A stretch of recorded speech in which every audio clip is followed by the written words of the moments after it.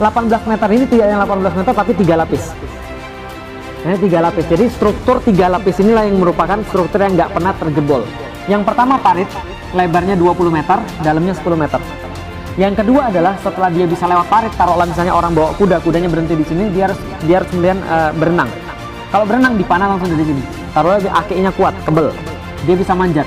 Di sini dia harus kemudian dilempar batu, lempar panah, lempar minyak dan segala macam, lempar api bakar. Ini tingginya sekitar 8 meter, tebelnya sekitar 3 meter. Kalau bisa lewat sini, harus lewat sini lagi, dilempar, dibakar. Tebelnya sekitar 5 meter, tingginya sekitar 12 meter. Kalau misalnya antum yang jadi pasukannya Muhammad Al-Fatih, gimana cara masuk ke dalam? Ingat loh, ini sudah 1123 tahun belum pernah jebol. Gimana caranya kira-kira? Gimana? Jenius. Tapi salah. Orang Serbia itu paling pinter gali perak. Mereka buat kemudian tunnel ke sini untuk ke sini, tapi ternyata orang-orang Konstantinopel lebih pinter. Mereka sudah antisipasi dengan cara apa? Mereka buat metode deteksi sederhana. Mereka taruh di sini baskom 1,5 meter satu baskom air, kasih air. Ketika ada orang gali di bawah, getar. Dia tahu arahnya kemana, dia buat lubang, siram per, dibakar. Nggak bisa. Maka semua cara nggak bisa. Maka Al-Fatih tahu kalau cara yang lama yang dicoba mesti nggak bisa. Harus ada the new one. Betul. Nah, sekarang ada drone. Dulu belum ada drone. Terus gimana caranya? Pucuk dicinta ulam tiba. Suatu hari ada seorang seniman senjata namanya Orban. Orban ini orang Kristen. Orang Kristen, dan dia dari Hungaria datang kepada Kaisar Konstantinopel. Lalu bilang begini, Kaisar, saya punya senjata, mau bikin atau tidak? Lalu kemudian Kaisarnya bilang, saya mau bikin tapi kita nggak ada duit, nggak ada uang. Gini aja, kamu tinggal di sini, kamu nggak usah kemana-mana. Nanti kalau kami punya uang, kami akan beli. Ternyata apa yang terjadi? Nggak terjadi-jadi. Selama setahun, akhirnya dia pergi ke tempat Muhammad Al-Fatih lalu bilang begini, gue punya senjata nih bos, mau bikin nggak? Penulisnya Muhammad Al-Fatih nulis kayak begini. Al-Fatih langsung berdiri terus bilang gini, kamu bisa nggak membuat sebuah senjata yang bisa melontarkan proyektil sebesar ini? Al-Fatih kan juga fisika. Maka dia udah ngitung, ini sama dengan M kali A, impact sama dengan massa kali akselerasi. Kalau ada massa sebesar itu yang bisa dilemparkan, itu tembok nggak akan tahan. Orban orang senjata, tahu. Lalu dia bilang begini dalam catatannya, bukan katapult, lebih besar lagi. Kemudian dia bilang gini, jangan-jangan kamu pengen menaklukkan tembok Konstantinopel. Al-Fatih bilang, kalau iya kenapa? Ini dicatat ini percakapan mereka. Orban bilang, kalau iya kebetulan. Gue sudah tinggal 1 tahun di sana.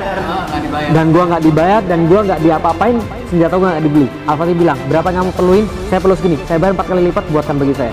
Langsung dibuat oleh Orban. Ini kemudian senjatanya namanya The Great Turkish Bombard. Yang main Age of Empire tahu. Nah, Basilica Cannon kalau di Age of Empire, tapi Age of Empire 2, bukan Age of Empire yang sekarang.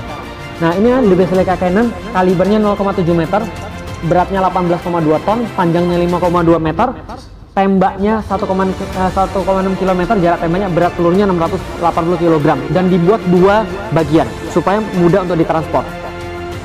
Karena ini berat banget, semuanya besi dan tembaga di zaman itu. Nah, maka kemudian ini dibuat, ini tempat mesiunya, ini tempat selongsong batunya yang sebesar itu 680 kg, ditembak cuar, nyungsep 2 meter di bawah tanah. Al-Fatih bilang, bagus, tapi kurang apa? Buatin ukuran 2 kali lipat. Orban, gimana caranya? Terserah kamu, pokoknya saya mau ukuran 2 kali lipat. Dan dulu kan nggak ada molding standar, kan? Molding kan pakai ini dong, pakai tanah dan segala macam. Maka dibuat itu prosesnya ngeri sekali. Saya digambarkan prosesnya, saya baca prosesnya, dan kemudian digambarkan sama orang. Saya pikir agak nggak mungkin begitu. Lalu kemudian saya coba untuk reka ulang. Saya belajar tentang masalah molding, saya belajar tentang masalah orang bagaimana nge-cast iron dan segala macam. Ternyata mereka buat kayak gini. Mereka buat terowongan di dalam tanah, bentuknya kayak meriam, dan meriam itu kemudian dicor dengan tembaga sama besi. Dan setelah kemudian dingin dilepas tuh, mereka bilang kayak kupu-kupu keluar dari kepompongnya. Keren banget. Nah, yang paling besar, ini yang normal 5,2 meter, dan Orban membuatkan akhirnya satu lagi yang lebih besar daripada ini, ukuran 8,4 meter. Total ada 69 meriam, satu 5,2 meter, satu lagi 8,4 meter, yang lain ukuran standar. Ukuran standarnya berapa? 3-4 meter. Yang ini masih ada. Di Inggris. Nah, ini adanya di Museum Fort Nelson, Portsmouth, Inggris. Kalau ada artis kira-kira kayak gini. Portsmouth, Inggris. Artisnya kira-kira kayak gini. Lah, kenapa ada di situ? Ratu Elizabeth minta Karena kalau nggak Ratu Elizabeth, pokoknya Raja Inggris minta bahwa dia mengatakan ini adalah termasuk meriam yang mengubah sejarah. Karena 1453. Nah, maka kemudian ketika ini kemudian sudah dibuat, maka mereka menyiapkan pasukan. Setelah berdiskusi dengan ulama-ulama, mereka bagi 3 arah. Dari sebelah timur mereka berusaha masuk ke dalam Teluk Tandumas. Ini Teluk Tandumas buntu di sini. Dari sebelah selatan mereka berusaha untuk masuk lewat Laut Marmara, dan dari sebelah barat mereka mencoba masuk lewat tembok Konstantinopel. Mereka nyerangnya dari mana? Dari sono. Karena mereka sudah masuk ke Eropa, Edirne namanya, Adrianopel. Dari Kaisar Hadrianopolis. Diganti nama oleh orang Turki jadi Edirne. Nah, mereka kemudian menyerang dari sini. Apa yang mereka persiapkan? Kapal-kapal perang dipersiapkan. Jadi orang Muslim tidak pernah punya kekuatan armada laut yang super besar kecuali setelah Al-Fatih bikin. Dan dia tetap nggak bisa mengungguli. Kapan dia bisa mengungguli? Pas zaman cicitnya, namanya Sulaiman Al-Qanuni. Nah, jadi ketika Sulaiman Al-Qanuni bikin pasukan armada laut, itu seluruh pasukan Islam itu menyamai seluruh gabungan pasukan Eropa. Karena waktu itu pasukan Eropa yang paling punya kekuatan laut adalah Venezia sama Genoa, belum ada Italia. Venezia, Genoa kan masing-masing kan satu kayak despot gitu pokoknya, jadi kayak kota-kota tersendiri. Sudah ada kompas zaman itu. Betul. Nah, jadi ketika kemudian 400 kapal ini dibuat oleh Muhammad Al-Fatih mengepung Konstantinopel dari Laut Marmara, ini kapalnya masih kecil-kecil, masih sekitar 30 sampai 38 row. Dayung, 2 lapis, makanya namanya bireme. Bireme itu ada 2 row, semua gayung, bisa masuk sungai karena dia sistemnya gayung. Tapi lalu kemudian dari sebelah utara beberapa kapal kecil kemudian dikerahkan, dan total 250.000 pasukan ini menyerang jalan dari Edirne sampai dengan Konstantinopel 2 bulan. Dan semuanya ditentukan oleh Aksyamsuddin, nyerangnya di bulan ini, perginya di bulan ini. Gurunya nanti kita tahu kenapa, nanti kita akan tahu kenapa. Gurunya jenius sekali. Nah, jadi meriamnya ini ditarik oleh 40 kerbau dan 100 orang yang ngeratain jalan. Karena rodanya kan masih roda primitif, bukan roda kayak sekarang. Nah, maka semuanya berjalan. Mereka bilang ketika siang hari matahari tidak akan sampai ke terompah kami karena terhalang oleh panji-panji kami. Dan pada malam hari Anda tidak akan dapat melihat bumi karena tertutup oleh kemah-kemah kami. Ketika orang-orang Konstantinopel giliran melihat barisan-barisan mereka bilang gini, like a river of steel. Itu jalan pada mereka kayak sungai dari besi, bercahaya, mengkilat, kemudian bergiliran, dan memenuhi pandangan kami from shore to shore. Memenuhi pandangan kami dari pantai sampai ke pantai. Maksudnya apa? Dari pantai sampai ke pantai, Muslim semua di situ. Sampailah mereka pada tanggal 4 April 1453. Istirahat pada tanggal 5 April 1453, dan pada tanggal 6 Aksyamsuddin bilang mulai penyerangan. Kenapa? Nah, kenapa tahu pada tanggal 6? Ada yang tahu? Karena itu hari Jumat. Dan kaum muslimin dari dulu selalu memulai hal-hal penting pada hari Jumat. Karena itu adalah awalnya hari. Jadi betul, kayak senangnya kita. Itu Jumat. Sayyidul Ayyam. Penghulu daripada para hari itu hari Jumat. Paling bagus itu hari Jumat. Dan kenapa hari Jumat? Dan dimulai setelah matahari tergelincir. Kenapa? Karena pada saat sholat Jumat semua muslim mendoakan pasukan di garis depan. Maka dulu ketika sholat Jumat pasti mendoakan pasukan di garis depan. Ya Allah, permudahlah, ya Allah mudahkanlah Islam untuk tersebar dan segala macamnya. Karena berdoanya di hari Jumat. Nah, kemudian 6 April 1453 pagi-pagi dikasih seperti sabda Rasulullah, sebelum kamu kemudian untuk membebaskan satu negeri, maka tawarkan mereka untuk masuk Islam. Kalau tidak mau, tawarkan mereka untuk membayar jizyah. Kalau mereka tidak mau, maka perangilah orang-orang yang memerangi kalian. Karena kalian bukan untuk memerangi orang, bukan untuk memerangi manusia, tapi memerangi kezoliman untuk menyebarkan agama. Ditawarkan sama Muhammad Al-Fatih. Mau yang mana? Serahkan kota kepada kami, bayar jizyah, atau kemudian mau diperangi. Lalu kemudian kaisarnya bilang, lebih baik kami mati. So be it. Lalu kemudian tergelincir matahari, Al-Fatih kumpulkan pasukan di situ 1,5 kilometer daripada tembok kota, cukup jauh untuk bisa dipanah karena jarak panah waktu itu cuma 1,5 kilometer, nggak ada orang yang bisa lebih daripada 1,5 kilometer, cukup jauh untuk bisa dipanah, jauh sekali. Crossbow, dan itu nggak bisa. Maka 1,5 kilometer itu jarak aman, lalu kemudian cukup dekat untuk bisa disaksikan seluruh orang-orang Konstantinopel. Maka mereka ngelihat orang-orang Muslim sholat Jumat di situ. Sholat Jumat, setelah itu kemudian mereka bilang, ini kayaknya kami melihat salib terakhir kali di Hagia Sophia. Dan setelah itu kemudian meriam pertama ditembakkan. Hasilnya apa? Hasilnya kita kira Muhammad Al-Fatih menang, tapi ternyata kalah total. Kenapa kalah total? 400 kapal kalah dengan 27 kapal. Karena kita baru bisa buat bireme, mereka sudah punya galeon. Apa itu bireme? Bireme, 2 row orang yang 2 row orang-orang yang dayung. Mereka punya galeon. Galeon itu geli. Mereka punya galeon, galia. Nah, galion itu dibandingkan kapal-kapal kita dalam sejarah itu ditulis, dalam textbook ditulis seperti semut mengerubuti batang kayu. Jadi besar banget kapal-kapal mereka karena Venezia dan Genoa memang jago buat kapal. Makanya ada celana jin. Dari mana celana jin? Dari Genoa. Kenapa orang Genoa pakai celana jin? Mereka menemukan baju khusus untuk buat kapal, namanya jin. Orang-orang Genoa mereka punya baju jin untuk buat kapal, ringan dan apa namanya tidak mudah rusak. Maka kemudian ketika mereka punya kapal hitam kalah total di situ. Lalu kemudian dari sebelah timur gimana? Dipasang rantai segede kingkong. Rantai segini-gini nggak bisa lepas. Kapalnya tuh nggak bisa masuk karena dihalangi rantai. Bagaimana dengan sebelah barat? Meriamnya ditembakkan, tapi baru ketahuan kelemahannya. Apa kelemahannya? Reloadnya 3 jam sekali. Baru ketahuan kelemahannya. Maka 1 hari 1 malam cuma bisa nembak 7 kali. Nggak bisa lebih. Tembak hancur semen, belum yang hancur-hancuran semua. Zaman dulu tembaga ditembakkan dengan mesiu itu koefisien geseknya panasnya luar biasa, dan kalau ditembakkan terus pecah. Dan bukan hanya pecah di situ, tapi dia tidak punya waktu yang lama untuk bisa jadi dingin. Barrel hancur, banyak barrel hancur melukai banyak orang. 69 meriam itu banyak yang hancur sampai pada satu titik semua pada mati, tembok itu masih berdiri megah. 2 pekan setelah penyerangan itu tembok nggak ada ngaruhnya. Orang-orang muslim lihat ternyata persiapan kita tuh hancur lebur di bawah tembok ini. Mulai muncul suara-suara sumbang. Pernah naik gunung? Kapan orang paling banyak gagal pas naik gunung? Awal mulai, setengah, atau pas sudah mau nyampe? Betul.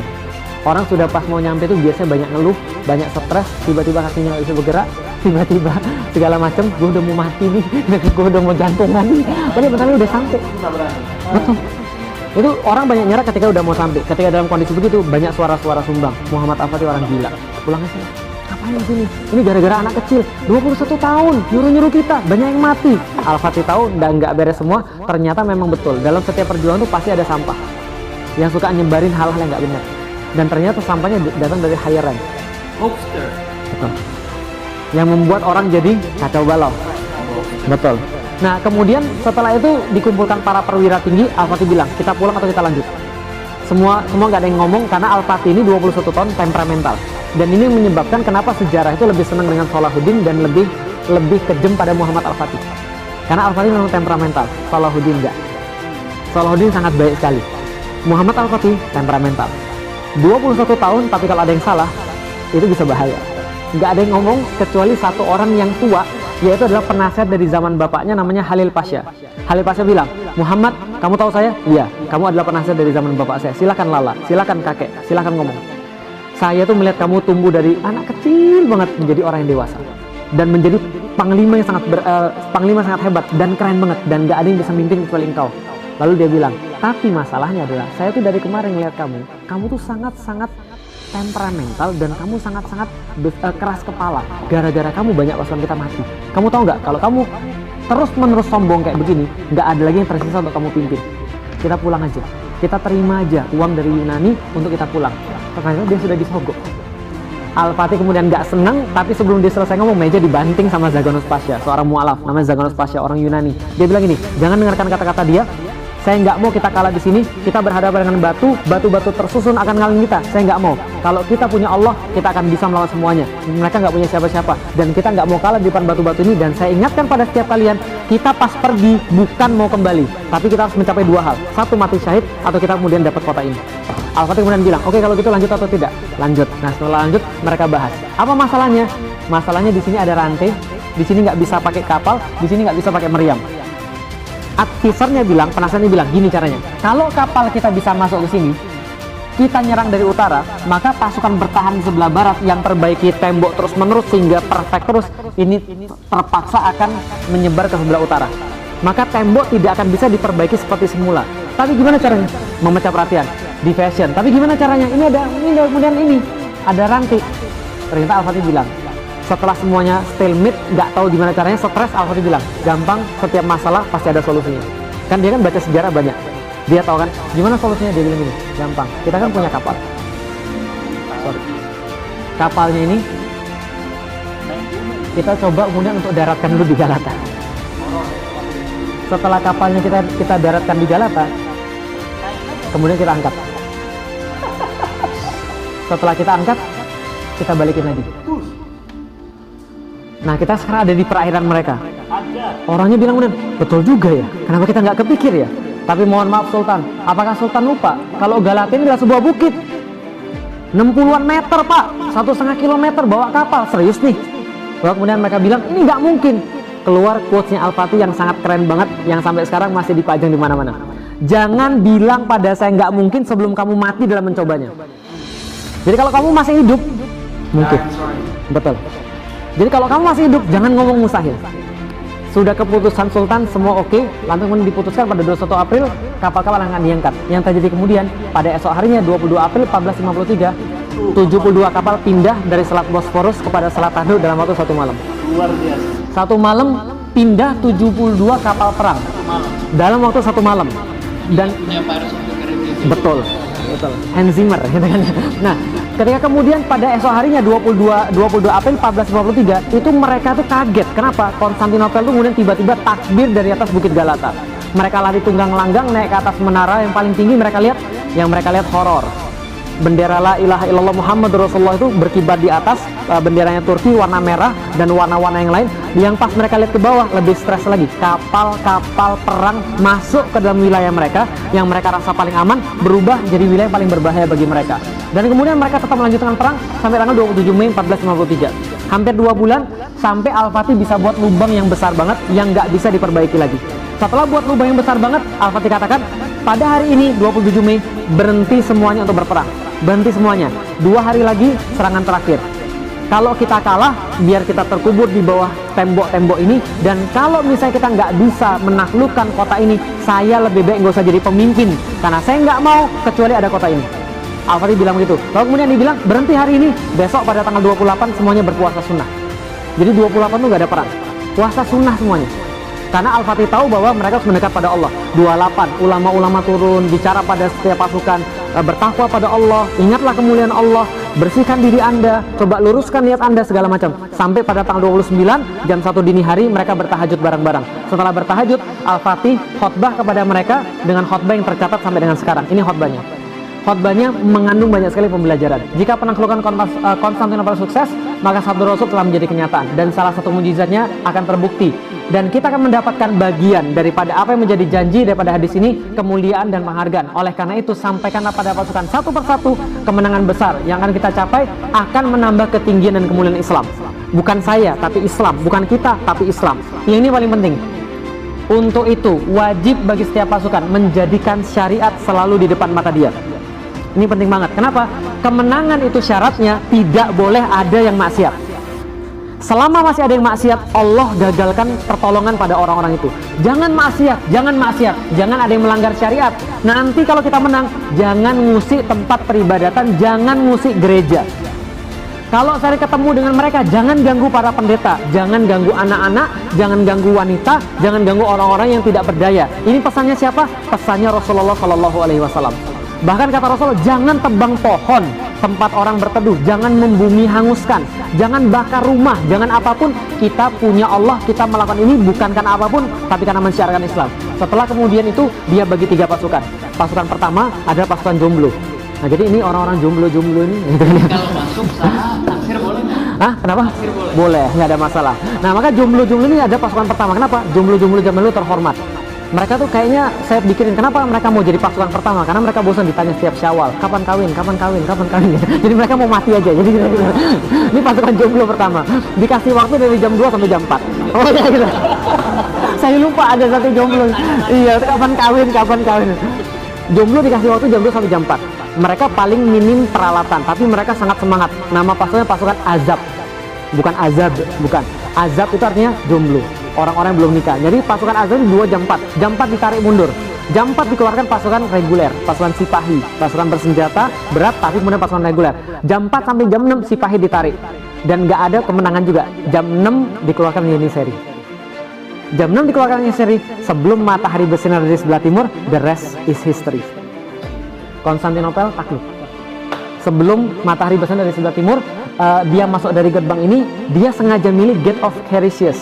Artinya gerbang Ar-Rahman.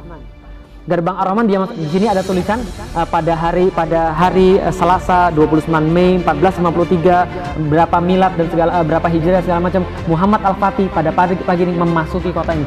Dan sayang sekali ketika saya pergi ke Turki pertama kali, saya nanya di mana tempat ini, di mana tempat ini, nggak ada satupun guide yang tahu.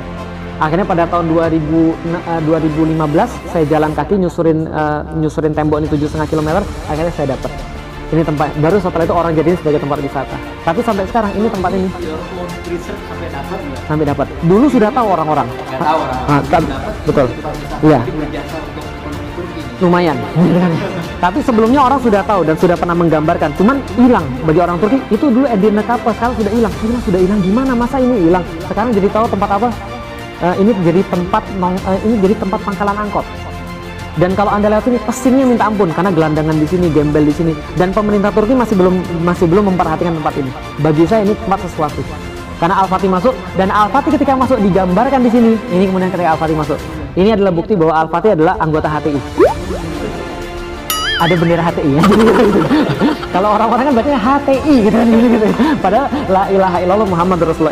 Ini gambar dari zaman dulu. Muhammad Al-Fatih gurunya Aksyamsuddin dengan berbagai macam ras dan etnik, dia sangat toleran sekali pada semuanya.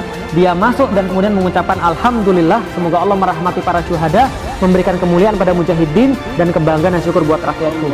Kemudian dia jalan langsung ke Hagia Sophia, melewati forum-forum Yunani, kemudian melihat ke kiri, melihat ke kanan, mengucapkan Masya Allah, Masya Allah, Masya Allah. Sampai di depan gereja Hagia Sophia, dia turun dari kudanya, melepas helm perangnya, sujud ke arah Ka'bah, mengambil segenggam tanah Konstantinopel, menaburkan ke atas kepala dia, lalu kemudian masuk ke dalam gereja. Di dalamnya dia menemukan banyak sekali orang-orang, ribuan orang-orang nangis, stres, karena di tahun-tahun yang sama sedang terjadi Reconquista.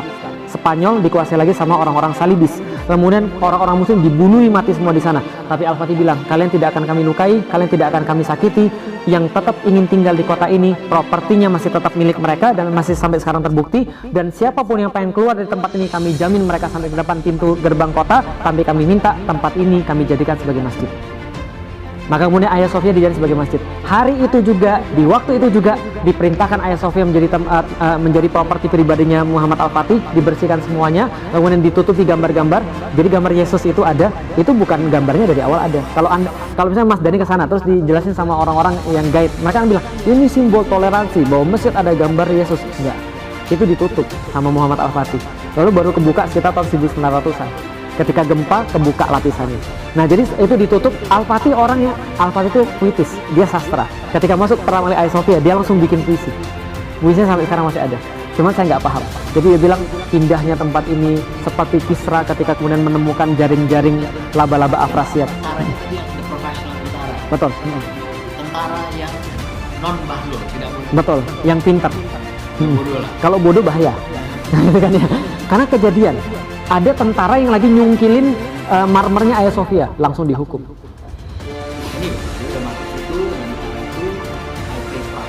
Betul. Tapi kan propertinya tidak diambil. Tidak diambil. So, ekonomi itu lepas Papua itu gimana? Nah, menariknya adalah Al-Fatih ini jago ekonomi.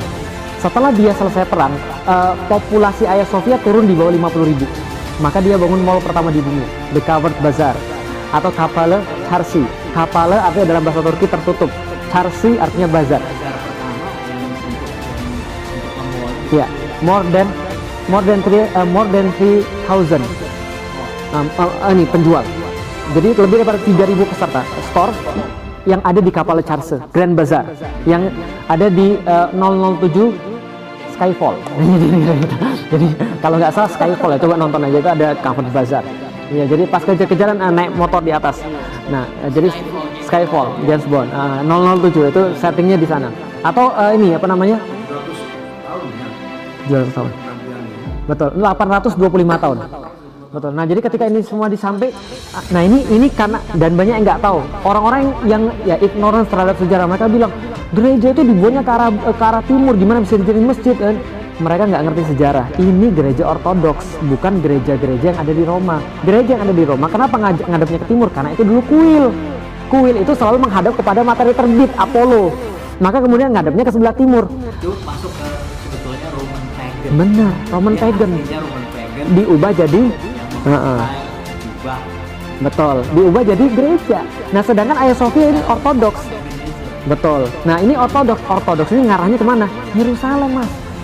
Maka ketika mau diarahkan ke Ka'bah tinggal diubah 9 derajat doang. Ini yang diambil Sama Rusia, ortodoks. agama Betul. diambil Ortodoks Kristen. Setelah Bizantium jatuh, Rusia mewarisi ortodoks. Karena katanya boleh minum alkohol. Nah, itu kalau itu saya belum tahu. Nah, nanti netizen protes. Nah, setelah kemudian dia bentuk kemudian satu mimbar, semua selesai sebelum asar. Dan asar 29 Mei 1453 berkumandang azan di Konstantinopel. Itu yang saya tebak kenapa Hagia Sophia ketika diubah lagi oleh Erdogan, azannya yang pertama kali itu adalah, yang pertama kali setelah dia berubah adalah azan asar. Karena Muhammad Al-Fatih asar. Nah, setelah kemudian azan masih jadi kemudian gereja sampai dengan sekarang. Dan itu adalah tanda-tanda ya luar biasanya. Nah, ini adalah kemudian awalnya. Saya pengen jelasin sedikit tentang Hagia Sophia. Yang warna abu-abu ini struktur baru. Dibuat oleh Mimar Sinan untuk supaya anti gempa. Karena ini adalah kubah terbesar di dunia, hampir 60 meter. Dan berapa kali jatuh gara-gara gempa. Karena Konstantinopel kan tempat gempa. Lalu kemudian dibangun lagi, dibuat lagi segala macam. Nah, ini struktur-struktur penahan dibuat kemudian untuk supaya Hagia Sophia nggak jatuh. Aslinya cuma kotak ini aja. Yang merah. Dan ini dibangun. Dan menurut yang saya temukan, Mimar Sinan ketika buat struktur ini semuanya diintegrasikan dengan struktur awal. Kalau mereka mau cabut ini menara-menaranya, ini strukturnya hancur semua. Jadi fondasinya udah Betul. Jadi ini kemudian dilakukan oleh Mimar Sinan. Nah, ini 825 penantian, 54 hari perang. luar biasa. 8 abad. Materinya mulai dari sini. Tadi pendahuluan, ini materinya. Materinya saya mau nanya pada Al, El, dan Dul. Kapan penaklukan Konstantinopel terjadi? 29. Tahunnya berapa? Oke, 29 Mei 1453. Salah. Bukan. Kapan penaklukan Konstantinopel terjadi? 29 Mei 1453. Salah. Kapan? Jawabannya adalah Konstantinopel takluk bukan 29 Mei 1453, tapi ketika Rasul mengeluarkan dari lisannya akan ditaklukkan kota Konstantinopel. Rasul mungkin bohong nggak? Rasul nggak mungkin bohong. Maka ketika Rasul ngomong itu sudah selesai.